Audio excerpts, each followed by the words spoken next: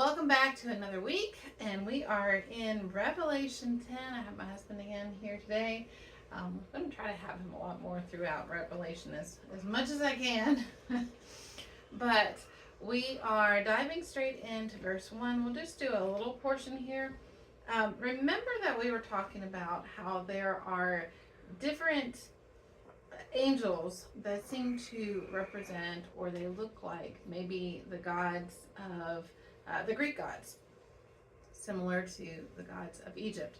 Well, there's another one here in the beginning of 10 that is closely resembles, but as we were just discussing, there's a change here. But when we read, I'll read verse 1 through, I'll read verse 1 through 5. Then I saw another mighty angel coming down from the heaven. He was robed in a cloud with a rainbow above his head. His face was like the sun, and his legs were like fiery pillars. He was holding a little scroll which lay open in his hand. He planted his right foot on the sea and his left foot on the land, and he gave a loud shout like the roar of a lion. When he shouted, the voices of the seven thunders spoke. And when the seven thunders spoke, I was about to write, but I heard a voice from heaven say, Seal up what the seven thunders have said, and do not write it down. Then the angel I had seen standing on the sea and on the land raised his right hand to heaven. Well, he's going to continue on in a little bit, but this picture, this depiction of this particular angel is very, very similar to the sun god Helios that is described by Colossus of Rhodes. Now there's a difference. It was the Colossus of Rhodes. Thank you. That's how you say it. Yeah. Mix up my words. Okay, so remember the seven wonders of the world, right? You've got the pyramids are the only ones left, the Hanging Gardens of Babylon, the Lighthouse Alexandria. Anyway, one of them was the Colossus of Rhodes, and it was this gigantic statue that stood over the harbor.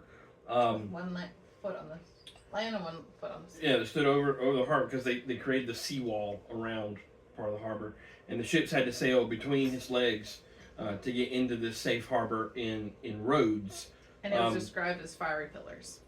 Yeah, here's a not great picture. Yeah, there you go. You recognize that if you spent any time studying history or classical literature. The Colossus of Rhodes, that's Helios. So he had the fiery pillar legs, like what is described here. He has 1 foot on the sea, 1 foot on the land. Again, very much like that. There is in drawings and images of him, he has the ray of sun around his face. There's not a rainbow, but it does show that. Well, it was a bronze statue, so it would have glimmered and glistened. Yeah. So all of these things you see right here in this description of this angel. Except there's one difference. In verse 6, it says, And he swore by him who lives forever and ever, who created the heavens and all that is in them, the earth and all that is in it, and the sea and all that is in it, and said there will be no more delay. So we'll get to that part after. But what's the significance of that? That he is swearing by? Oh, well, he's actually swearing by the one true God, the Most High, Yahweh, instead of Zeus or any of the other old gods, pretender gods. So why would it be significant that if this is describing Helios, then why would he be swearing by God? You said that he was replacing. Oh, I said this must be another angel, not Helios himself. This angel is doing what Helios should have been doing all along. Remember the Elohim, the Watchers, the sons of the gods and the princes of the nations. They were supposed to point the way, according to Psalm 82, judge rightly, point the way back to Yahweh to tell the nations, hey, this is the God you're supposed to be worshiping. Here he is. Do like us because we do like him. But instead, they took the worship for themselves. And that would include Helios, who did that. So he's a fallen god now. But here, this angel is doing, this being is doing what Helios was supposed to be doing. Okay, so we'll get into the part about the delays, but before we get there and to kind of finish just this part, because we're going to break up this chapter 10 a little bit, where it says to seal up the seven thunders that have said, that have been speaking, and don't write it down.